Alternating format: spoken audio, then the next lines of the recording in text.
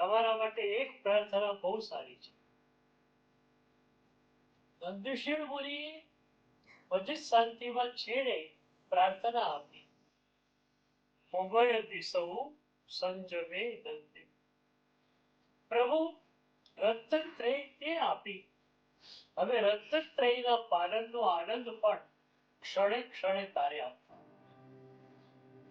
એક શબ્દ ફેરવીને તમારા માટેની પ્રાર્થના બનાવી શકું.